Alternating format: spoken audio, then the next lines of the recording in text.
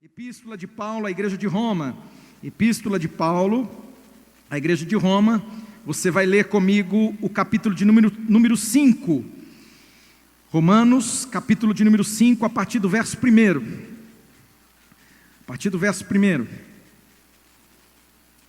Quero falar com você nessa noite, assim como hoje pela manhã Deus falou poderosamente aos nossos corações. Eu quero falar contigo nessa noite acerca daquilo que Deus está realizando a partir das tribulações, das lutas que eu e você enfrentamos.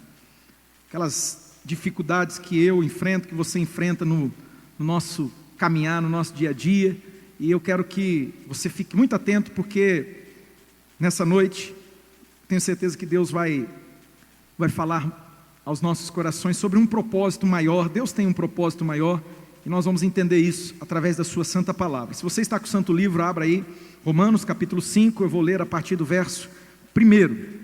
Romanos capítulo 5, verso 1 em diante.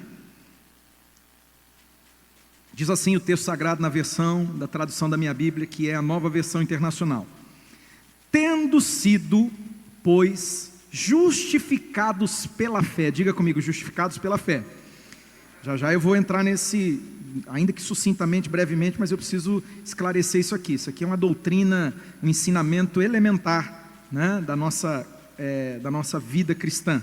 Então, eu vou falar sobre isso, justificados pela fé. E ele diz: temos paz com Deus, por nosso Senhor Jesus Cristo, por meio de quem obtivemos acesso pela fé a esta graça, na qual agora estamos firmes. Fala comigo assim: esta graça na qual estamos agora, na qual agora estamos firmes.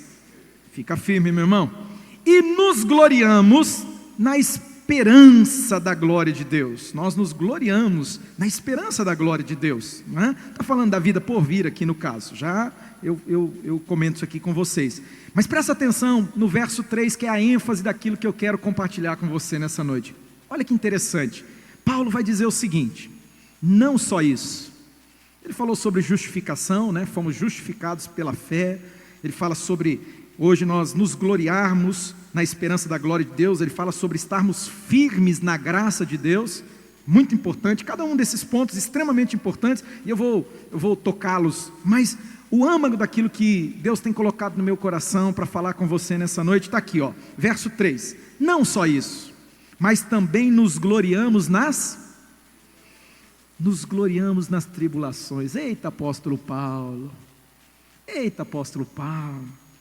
Eu trouxe uma palavra essa semana passada. Foi passada ou retrasada lá na Jocum, que eu tive lá? Dia 31. Eu tive pregando lá na Jocum, e eu preguei um texto de 2 Timóteo, né? E lá no texto Paulo fala uma coisa que eu falei: mas por que Paulo coloca essas coisas? Por que ele pelo Espírito Santo, eu não tenho dúvida, a palavra foi inspirada pelo Espírito Santo, mas tem umas falas de Paulo, irmãos, que elas são muito desafiadoras demais. Por exemplo, ele fala assim: todo aquele que quer viver, isso ele falando para Timóteo, ele falou: meu filho e tal. Aí ele fala assim: todo aquele que quer viver piedosamente vai sofrer perseguição. Meu Deus do céu, sabe? São as palavras muito fortes, irmãos. Se eu quero viver para Jesus, quero viver uma vida piedosa, uma vida comprometida com Jesus, aí Paulo fala: vocês vão passar por perseguição. Olha o que ele está falando aqui, não é? Para a igreja, os irmãos da igreja de Roma. Ele fala assim, irmãos, ele vai falar assim, porque nós temos que nos gloriar nas tribulações. Ele fala, não só naquelas outras coisas que ele já falou, mas ele fala, mas também nos gloriamos nas tribulações. E aí ele vai falar, por quê? Por que você, por que nós temos que nos gloriar nas tribulações? Por quê? Preste atenção nisso. Ele vai dizer o seguinte: porque sabemos que a tribulação produz, vamos lá, a tribulação produz perseverança. Então a primeira coisa que a tribulação ela gera, ela produz na minha vida, na sua vida, é perseverança. Segundo, a perseverança, um caráter aprovado. Tem umas versões aí da tradução que elas dizem experiência. A palavra experiência ela fica muito vaga. embora é uma ótima versão da tradução, a revista aí atualizada, né, que usa esse termo, né, experiência. Mas o termo mais fidedigno ao texto original é vida aprovada. É você ter passado por algo, ter vivido aquilo ali, e você venceu aquilo ali, você teve uma aprovação, você teve um caráter aprovado. Então essa expressão perseverança, um caráter aprovado, ela expressa muito bem essa verdade. E aí ele continua dizendo, e o caráter aprovado, esperança. Diga comigo, caráter aprovado, esperança. E olha que coisa linda, que promessa maravilhosa. A esperança, ela não nos decepciona. Aleluia. A esperança não nos decepciona. Paulo já havia dito para a igreja de Corinto, capítulo de número 13, verso 1, ele fala lá que permanece 3 coisas: a fé, a esperança e o amor. Obviamente que ele vai falar sobre o amor, lá em 1 Coríntios capítulo 13, ele diz que a maior de todas elas é o amor. Mas 3 coisas ele diz que permanecem. Quais são? Fé, esperança e amor. E aqui ele está dizendo para a igreja, ele está dizendo, irmãos, a esperança não nos decepciona. Salmo 40, o salmista diz, esperei pacientemente, esperei com paciência pelo Senhor. E o que aconteceu? Ele se decepcionou? Quando ele esperou em Deus, irmãos, ele se frustrou, falou, poxa vida, que perca de tempo. Foi isso? Esperei com paciência pelo Senhor e Ele se inclinou para mim e ouviu o meu clamor. Ele ouviu o meu clamor. Ele me tirou de um lugar terrível. Até ele chega a dizer que era um lamaçal, um tremendal de lodo. Ele me tirou daquele lugar escorregadio, aquele lugar terrível. Diz que ele me colocou sobre a rocha. Ele firmou os meus pés sobre... Baixa aí, filho, por favor. Firmou os meus pés sobre a rocha e colocou nos meus lábios um cântico novo, um hino de louvor ao nosso Deus, aleluia, glória a Deus. É isso que Ele faz, é isso que Deus faz na vida daqueles que nele esperam. Paulo está dizendo assim, você não vai se decepcionar. A esperança, ou seja, aquele que espera em Deus, a esperança não nos decepciona. Sabe por quê? Porque Deus derramou seu amor em nossos corações por meio do Espírito Santo que Ele nos concedeu. E todo o povo diz amém. Igreja, preste atenção em algumas palavras que eu quero destacar com você aqui nessa noite.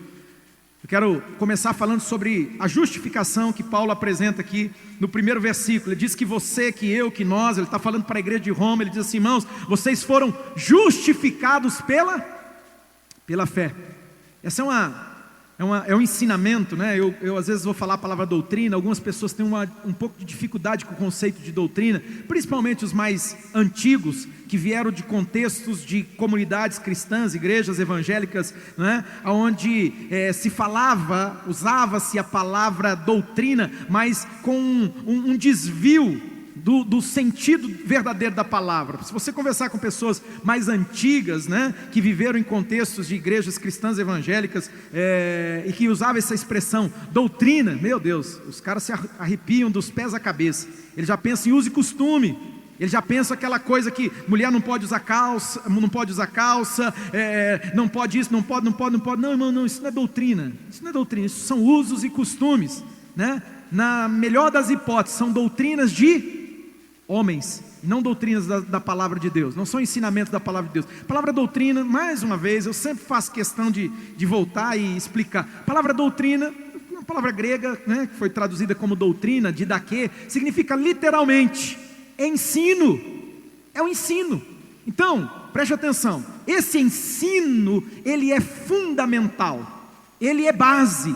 A gente tem que ter isso muito estabelecido na nossa vida, esse ensino da justificação. Irmão, você somos justificados pela fé. Nós agora completamos 502 anos da Reforma Protestante, e a Reforma, ela trouxe isso, ela restaurou algo que havia sido perdido, que era esse entendimento de que a nossa justificação se dá somente pela fé, não é por obras.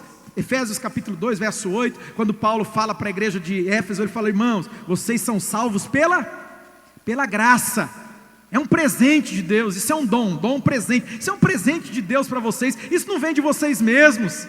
Isso é mediante a fé. Fé, que fé? É a fé, amados, de que Jesus, lá na cruz, Ele estava assumindo o meu lugar, o seu lugar. Jesus estava morrendo a minha morte, a sua morte. Ele morreu no meu lugar, no seu lugar, naquela cruz. Ele tomou sobre Ele a minha maldição. Que maldição, pastor? A maldição da separação eterna de Deus. O castigo pelo pecado. O pecado. O homem que estava separado de Deus. Jesus assumiu o meu lugar, o seu lugar. Amém, amados? E aí, Ele imputou. Ele colocou a justiça dele em mim e em você. Hoje, nós recebemos a justiça de Deus através de Cristo, através de Jesus. Nós somos justificados. É o que Paulo está lembrando essa igreja e falando assim: meus irmãos, vocês foram justificados pela fé. Pela fé, vocês estão caminhando hoje, é pela fé. É por isso que vocês têm paz. O profeta Isaías, no capítulo 53, quando ele está profetizando, falando do Messias que haveria de vir. Só que é interessante, eu sou apaixonado por esse texto, né? Porque ele está falando de algo que aconteceria ali mais de 600 anos depois daquela palavra. Olha que coisa, é uma profecia. Mais de 600 anos depois essa profecia iria se cumprir. Só que ele fala ela, olha que coisa, ele fala ela usando o verbo no passado, como algo consumado, algo que já aconteceu. Ele diz assim: Ele tomou. Ele não fala Ele tomará. Ele levou. Ele não diz Ele levará. Aleluia, irmãos. Se é olhar pela fé, é aquilo que Abraão fez. Diz que Abraão creu. Abraão creu. E isso lhe foi imputado para justiça. É disso que Paulo está falando. Essa justiça imputada, aquilo que Jesus faria. E é interessante, porque o profeta Isaías, ele diz: o castigo que hoje traz paz na minha vida. Hoje eu tenho paz, você tem paz, não é? Pelo menos essa é a proposta do Evangelho. Amém, amados? Amém, queridos? Essa é a proposta. Ah, pastor, eu não tenho paz. Então vamos se ajeitar aí, vamos procurar nos alinhar com a vontade de Deus. Talvez, só um parênteses rápido aqui, o desafio está sendo que nós não estamos aprendendo de Jesus. Jesus disse: aprendei de mim, que você vai encontrar o quê? Descanso para a sua alma. Em outras palavras, você vai ter paz. Talvez é porque a gente não está aprendendo de Jesus, é por isso que a gente não tem paz na nossa alma. A gente está fazendo do nosso jeito, está vivendo do jeito que a gente quer, né? Eu quero paz. Então, caminhe com Jesus, meu irmão. Faça como Jesus, como dizia o Padre Zezinho, né? Amar como Jesus amou, cantar, andar, falar e etc, etc. Vocês lembram dessa canção antiga? Né? Amar como Jesus amou. Só eu que lembro dessa música, meu Deus. Como Jesus andou. Então, essa é da antiga. Né? Então nós precisamos nos alinhar. O profeta disse: o castigo que hoje nos traz a paz estava sobre ele. Jesus sofreu o castigo no meu, no seu, no nosso lugar. Quem tinha que tomar a surra, irmãos, era eu. Como tem aquela canção, né? Era eu, era você, nós. Mas Jesus assumiu o nosso lugar. E isso nos dá, então, essa certeza de que hoje, pela fé, certeza, fé, né, são sinônimos. Fé é certeza, fé é convicção. Fé é essa certeza plena de que eu fui justificado. Você tem essa certeza? Você tem essa convicção no teu coração, na sua mente, que você foi justificado pela obra de Jesus na cruz do Calvário? Então esse é o primeiro ponto que Paulo fala aqui para os irmãos. Ele fala: vocês foram justificados pela fé, não é? Por isso você tem paz hoje, não é? Por nosso Senhor Jesus Cristo. E aí ele vai falar outra coisa, ele diz assim: por meio de quem obtivemos acesso, pela fé, ó, de novo, pela fé. É pela fé, irmãos. O justo caminha o justo vive é pela fé, irmão. É pela fé. Você crê nas promessas de Deus? Quem crê? Você crê na palavra de Deus? Toma posse, querido. Falei com alguém aqui de manhã, a pessoa veio falar comigo assim, falou: nossa, pastor, parece que tudo que você estava falando era para mim, mas eu fiquei meio assim, a hora que eu fiz uma espécie de um apelo no final. Aí eu fiquei assim, pensando, eu falei: minha irmã, quando acontecer isso, não titubei, pega, toma posse. Eu falei, olha a expressão que eu usei, me permitam usá-la aqui com vocês. Eu falei assim: eu sou guloso. Quando eu estou num ambiente assim, e está sendo liberada uma palavra, alguma coisa, e eu não quero nem saber, tudo bem, Deus pode estar falando com o outro, mas eu falo: Deus, é para mim esse negócio, eu quero, eu tomo posse. Irmão, tem que se apropriar. A verdade de Deus tem que se tornar verdade na minha vida, na sua vida, no meu coração, no seu coração. Nós precisamos tomar posse. Tem gente que não se apropria, não toma posse da palavra de Deus. Vai fazer o quê? Está perdendo, não está exercendo a fé. Exerça a fé nessa noite. Olha o que a palavra de Deus está dizendo para mim e para você aqui, querido. O apóstolo Paulo está dizendo que pela fé, eu e você temos que nos apropriar disso, não é? Obtivemos acesso pela fé a essa graça na qual agora estamos firmes. Eu quero aqui destacar: você está firme na graça de Deus, meu irmão? Você que entrou aqui nessa noite pela primeira vez, você é um convidado nosso, que bom que você está aqui. Eu creio que Deus te trouxe no dia certo, na hora certa. Deus quer fazer algo em você, Deus quer fazer algo por você, Ele quer. Escute isso. Você já entendeu que esse presente que Deus tem, que é a salvação, a vida eterna, Ele é para você? E você está caminhando firme nessa graça? Você está andando na graça, meu irmão? Você que já recebeu o presente de Deus, a salvação, você que recebeu o perdão dos seus pecados, você que foi justificado, como nós falamos agora há pouco, você está caminhando firme nessa graça? Deixa eu te contar uma coisa. Eu preguei há um mês atrás, um pouquinho mais talvez, sobre a igreja de Gálatas. Os irmãos, eles começaram bem, eles começaram na graça. Sabe o que aconteceu com aquela igreja? E Paulo fala para ele, fala: irmãos, vocês começaram tão bem, vocês começaram na graça, mas agora vocês estão caminhando na carne. Vocês estão achando que... na carne, coisa de maringaense, carne, né?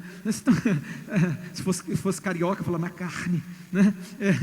Estão caminhando na carne. Virei carioca. Estão caminhando na carne, irmãos. Vocês estão andando na carne, estão achando que é pela força do braço, estão achando que é por meio o quê? Por meio das obras. Tem gente, querido, que começa bem, mas daí a pouco começa a se desviar, começa a se apartar da graça de Deus. Tem gente que começa a entrar numas mentalidades que ele acha que ele vai, por exemplo, subornar Deus. Vocês já ouviram isso? Gente que quer negociar com Deus, né? Agora há pouco alguém brincou comigo, não sei quem foi, que alguma coisa que nós falou assim, aquela fala do Feliciano, né? A fala infeliz dele, né? Tem coisa que o cara precisa amadurecer na vida, né?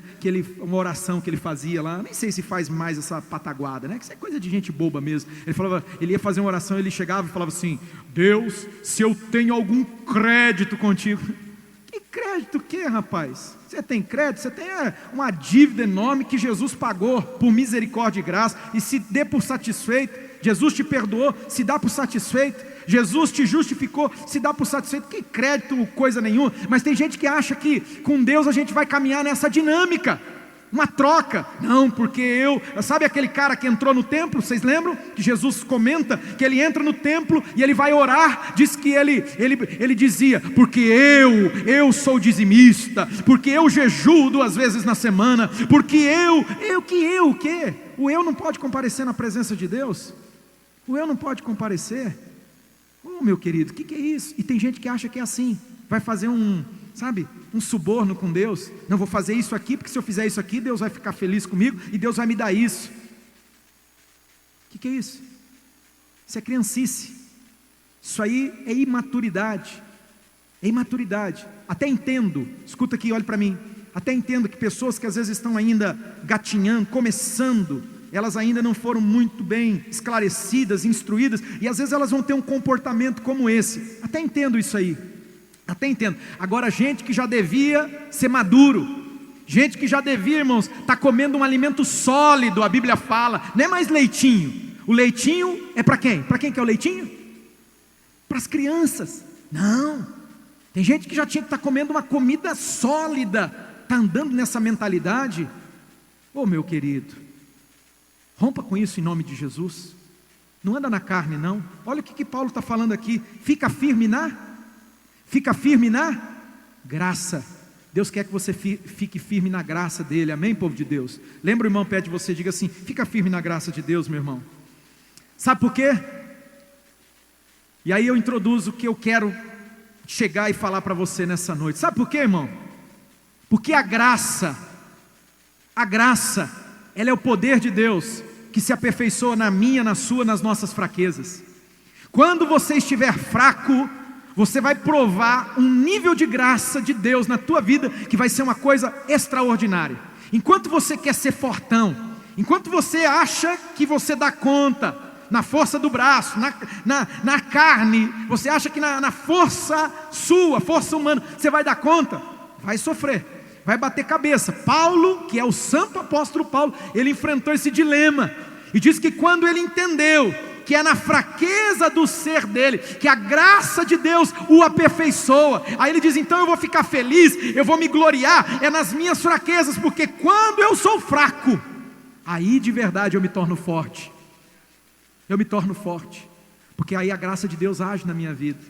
Então, eu faço uma ponte aqui agora, porque Paulo vai falar de tribulação. Ele fala assim: irmãos, se alegre com essas coisas, se alegre, se glorie nessas coisas. Só que aí no verso 3 ele diz assim: mas não só nisso, não só isso, nós acabamos de falar, não é? Falamos aqui algumas coisas. Ele fala: mas não é só isso não. Sabe no que nós temos que nos alegrar? E essa parte, irmão, é uma parte tão difícil, mas nós vamos entender. No nome de Jesus, você e eu, nós vamos compreender, não só na mente, mas no coração nessa noite. Paulo ele vai dizer para mim e para você, ele diz assim: olha, aprenda a se gloriar também nas tribulações. Glorie-se nas tribulações. E aí eu quero confessar uma coisa para vocês: não é fácil. Só quem está passando por tribulação. A Bíblia fala muito de tribulação, existem níveis de tribulação, até a Bíblia fala sobre uma grande tribulação que há de vir sobre o mundo, sobre a terra, tal qual nunca se viu, nunca houve. Olha isso, nem vocês já assistiram ou leram sobre a Segunda Guerra Mundial, o caos que se instalou no mundo, milhões de pessoas foram ceifadas, vidas, milhões e milhões de pessoas ceifadas. E aí a Bíblia vem para mim, vem para você, vem para nós e diz assim, que vai vir uma grande tribulação sobre esse mundo, tal qual nunca aconteceu. O que vai acontecer nesse mundo, irmãos? O que vai se dar nesse mundo? Tribulação, é um nível de tribulação. Tribulação é uma tradução para sofrimento, angústia, dor. E aí Paulo vem para nós, e ele fala assim: irmãos, aprendam a se gloriar nas tribulações. Deixa eu te contar uma coisa. As tribulações, irmãos, das quais muitas vezes eu e você, nós padecemos, e ela pode alcançar diversas áreas das nossas vidas. Tem gente que está aqui, está sofrendo uma grande tribulação, modo de dizer, mas uma tribulação na sua vida familiar. Eu recebo pedido de socorro, ajuda constantemente, casamento, pessoas que estão assim, à beira do precipício, o casamento pronto, perto de se desfazer.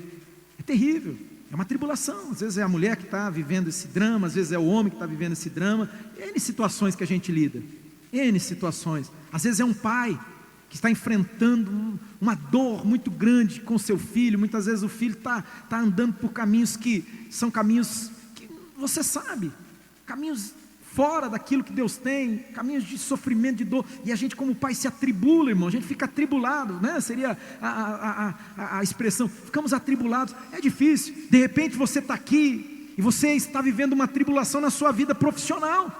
A tua vida profissional está um caos, não é? Não está fazendo, não está dando conta, não está, o que você está fazendo não está suprindo. A pessoa está vivendo uma tribulação. Às vezes você que quer ver quem é empreendedor, quem lida, quem tem negócio. Meu Deus do céu, que desafio! Que desafio! Eu falei isso poucos dias atrás, aí eu fico repetitivo, né? Mas imagina quem tem o seu próprio empreendimento, o seu próprio negócio. Não é eu falar para minha amada, quando ela estava com as lojas dela, eu falava: meu Deus do céu, mulher, você é muito corajosa. Já começa o mês devendo. Eu falava: você já começa devendo tanto, porque aluguel, é água, é luz, é funcionário. Você já começa, você não parte do zero. Você não parte do zero, você parte de menos sei lá quanto. Que desafio que é. De repente as coisas não estão bem, as vendas, depende de venda, o tipo de negócio ou prestação de serviço, de repente não está do jeito que você gostaria que estivesse. Que tribulação, que tribulação. Às vezes é tribulação, irmãos. Eu lembro quando eu entreguei minha vida para Jesus, foi uma tribulação na casa dos meus pais. Eu e meu irmão, eu tenho um irmão um pouco mais velho que eu, que é pastor também. Queridos, a gente vivia uma vida toda desregrada, toda errada, vivia na gandaia, tudo jóia, tudo lindo. Ó, o pai até emprestava o carro para a gente sair, eu e meu irmão, no final de semana, dava dinheiro. Ah, mas agora que passou para esse negócio de igreja, de crente, que tribulação, irmãos. Uma brigueira, uma perseguição. Vocês conseguem entender um negócio desse? É o inimigo muitas vezes, né? inimigo agindo, trabalhando. De repente você está passando por isso. Quantos que me procuram aqui? Vem, pastor, me ajuda em oração, me ajuda, porque olha, eu estou sendo perseguido na minha própria casa. Não posso ir, não posso frequentar as celebrações, os cultos, eu não posso ir para uma célula, está me pesando. Olha que coisa, tribulação. E aí vem o apóstolo Paulo, e ele diz o que para nós? Vamos nos gloriar nas...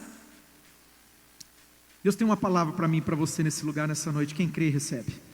Então deixa eu te dizer uma coisa. Paulo vai falar assim: irmãos, essa tribulação aí que vocês estão enfrentando, qualquer que seja ela,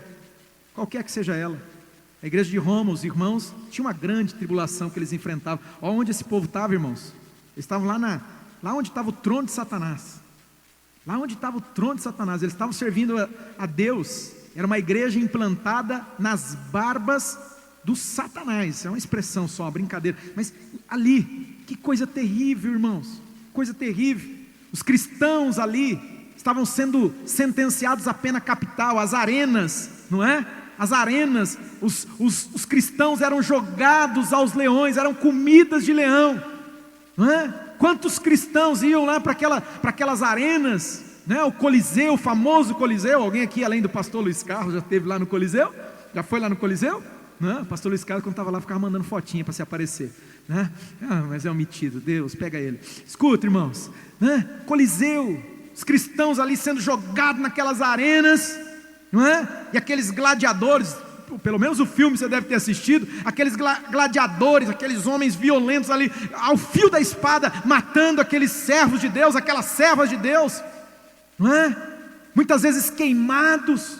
Olha a tribulação que esse povo estava vivendo. Você vê que tudo é perspectiva, né? De repente a gente chega aqui achando que a gente está enfrentando tribulação. Por isso que Pedro, na carta dele, diz que essas mesmas, olha que coisa forte, olha aqui para mim, olha aqui. Ele fala assim: essas mesmas tribulações, os irmãos estão enfrentando na face da terra. Olha que forte isso. Aí ele fala: consolai-vos uns aos outros com essas palavras. Esses dias, eu estava assim bem borocochô, enfrentando umas tribulações. Pensa nas tribulações, para mim, né? Aí, irmãos, daqui a pouco eu recebo um telefonema para ajudar, não é? Para ajudar a gente maior que eu, que estava enfrentando tribulação. Quando eu fui ajudar a pessoa a enfrentar a tribulação dela, eu falei: você quer saber de uma coisa? Eu não tenho tribulação não. Tribulação é isso aí, ó. É o caos instalado. Eu falei: eu não tenho tribulação. Eu tirei o olho da minha tribulação, daquilo que eu estava enfrentando, os problemas que eu estava lidando. Eu tirei o olho, porque eu olhei para aquilo e ajudando a lidar, a resolver, né? Ali apoiando. Irmãos, eu falei: isso aqui não é tribulação coisa nenhuma. De repente você chegou aqui, né? Falei assim: eu tenho minha tribulação, eu tenho minhas lutas. Amado, quando você começa a olhar nessa perspectiva, olha o que os cristãos da igreja primitiva, o que eles enfrentaram: arenas, leões, fio da espada. Imagina que coisa, né? Talvez a nossa luta, a gente vai começar a chamar ela de lutinha, né? Tribulaçãozinha. Tem a tribulaçãozinha, a tribulação e a grande tribulação, não é? Tribulaçãozinha, mas tudo bem. Paulo vem e fala para nós o quê? Que nós precisamos nos gloriar nas tribulações. Sabe por quê, irmão? E eu preciso que você saia daqui com isso muito claro nessa noite. Essa tribulação que você está enfrentando, eu preciso deixar claro, ela não é para a tua destruição. Talvez você estava andando numa perspectiva equivocada. Isso acontece conosco. Quando a gente está no olho do furacão, quando você está no olho do furacão, eu nunca entrei no olho de um furacão, eu só assisti aquele filme Twister. Quem assistiu? Os caras, né, diz que algumas cenas lá são reais, né? Vocês lembram disso? Né? Quando você está no olho de um furacão, o que você vai ver? Quem está no olho do furacão só vê o que, irmãos? Só vê furacão. Muitas vezes muitas vezes você, nós estamos no olho do furacão e a gente só enxerga furacão, a gente só enxerga catástrofe, a gente só enxerga destruição, irmãos, só destruição. E Deus quer hoje aqui nos ajudar a ter uma outra perspectiva.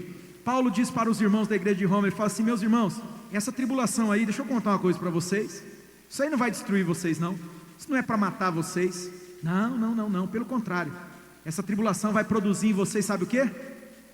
Um espírito aguerrido. Vocês vão se tornar perseverantes. Diga comigo: perseverantes. Deus está te chamando para perseverar. Diga para esse irmão perto de você, diga: Deus está te chamando para perseverar.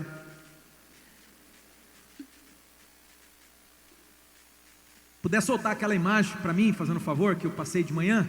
Conhecidíssima essa imagem, é charge de rede social, de internet, irmãos. Você já viu isso aqui 1 trilhão de vezes? Quem já viu essa charge aqui?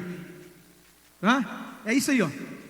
É isso aí, tem muita gente que diante do desafio, diante dos obstáculos, diante das dificuldades, das lutas, o que quer que seja, da tribulação, está fazendo o quê? Está colocando a viola nas costas, como diz o outro. Vocês conhecem essa expressão? Está colocando o saquinho nas costas e dizendo assim: ah, muito difícil, não é para mim não. Não é para mim. E não é isso, meu irmão. A palavra diz, carta aos Hebreus, capítulo 9, se não me engano, verso 35, só confere para mim aí, mas é 99% de certeza. O que é 99% de certeza? É dúvida. Mas diz lá: nós não somos daqueles que retrocedem para a destruição, para a perdição, mas nós somos daqueles que perseveram. É tempo de perseverar, irmão. E quando você vai perseverar? É na luta, é na tribulação, é no desafio, é na dificuldade. Quando tudo está bem, ué, não tem, está tudo, né? Tudo maravilhoso, tudo lindo, não é? Mundo azul. Não, é na tribulação. Paulo está dizendo, irmãos, essa tribulação aí vai produzir em vocês perseverança. Você vai ver o quanto em Deus você é capaz. Você vai descobrir o quão corajoso você é em Jesus. Na força dele, não é na tua força, não é na minha força, amém, povo de Deus? Mas você vai descobrir que você vai perseverar, você vai prosseguir, você não vai abrir mão, você não vai voltar atrás não, você não vai, irmão, está muito mais perto do que antes. Escuta isso aqui, ó, parece clichê, mas tudo bem que tem uns clichês de vez em quando assim que vem, e não pode perder, querido, sabe de uma coisa, você está muito mais perto do que antes, muito mais perto do que antes. E muitas vezes, esse calor que você está enfrentando hoje, essa tribulação, essa provação que você está vivendo, é para fazer o quê? Você retroceder, voltar. Então hoje aqui, você vai dizer, não, eu não abro mão, eu não retrocedo. Em nome de Jesus, nós não somos daqueles que retrocedem. Você não é. Paulo falou, irmãos, essa tribulação, ela vai produzir em vocês perseverança. Diga comigo, perseverança. Segunda coisa que Paulo fala para a igreja de Roma, segunda coisa, ele fala assim, irmãos, e essa perseverança vai gerar em vocês, vai produzir em vocês um caráter aperfeiçoado. Caráter aperfeiçoado. Eu conversei com alguém agora, recente, e a pessoa falou uma coisa para mim, eu achei, isso mesmo, a pessoa falou assim, olha, depois de ter passado por essa situação, eu percebi que eu fiquei mais madura. É isso, esse caráter aprovado fala de maturidade, alguém que está crescendo, alguém que está amadurecendo. É isso que Deus quer realizar na minha vida e na sua vida. Deus quer, irmão, não dá para viver no jardim da infância da fé. Tem gente que não sai do jardim da infância, misericórdia. Deus tem coisas maiores para realizar em você, Deus tem coisas maiores para realizar por você, e Deus tem coisas maiores para realizar através de você. Só que nós precisamos crescer, nós precisamos sair do jardim da infância da fé. Tem gente que não sai do jardim da infância, misericórdia, tomou gosto por esse negócio, não sai da mamadeirinha, irmão, só fica lá, misericórdia, querido, misericórdia. Lógico que a Bíblia diz, há tempo para todas as coisas, tem tempo para tudo, tem tempo de você beber, tem tempo da gente ser embalado no colo, fazer cocôzinho na fralda, tem alguém que tem que ir lá limpar porque não consegue nem se cuidar, alguém vai fazer isso por você, vai te ajudar, vai ajudar você a dar os primeiros passinhos, vai ajudar você a falar as primeiras palavras, mas vai chegar um tempo que não dá mais, né? Se continuar nesse mesmo estágio, alguma coisa está de muito errado, precisa amadurecer. E as provações, as tribulações vão gerar isso em nós, geram perseverança. E a perseverança, quando eu persevero, quando você persevera, isso gera em você, isso gera em mim, isso gera em você caráter aprovado. Deixa eu dar uma boa notícia para você. Deus não quer reprovar ninguém aqui de ano. Amém, povo de Deus? Amém, povo de Deus? Vocês não ficaram felizes com essa boa notícia? Eu vou falar de novo, quem sabe você fique mais alegrinho que eu vou. Querido, Deus não quer reprovar ninguém de ano aqui. Deus quer te aprovar, Deus quer aprovar você, Deus quer te levar para o próximo estágio. Deus quer te levar para o próximo nível, mas precisa perseverar. E uma vez que você perseverar e tiver o caráter aprovado, esse caráter aprovado, ele vai te colocar num estado, ele vai te levar para um estado de esperança. Você vai ser alguém que vai caminhar na perspectiva da esperança, alguém cuja visão é uma visão de esperança, é alguém que caminha em esperança. Esperança como assim, pastor? O que isso quer dizer? Esperança em Deus, querido. Acredita num Deus que vai agir ao seu favor, um Deus que trabalha, como diz as Escrituras, em favor daqueles que nele esperam. Deus vai agir em teu favor. O salmista não esperou no Senhor com paciência, ele fez questão, ainda bem que ele colocou esse detalhe, né? Um detalhe que faz, como diz Roberto Carlos, que faz grande diferença entre nós dois. É um detalhe que faz grande diferença.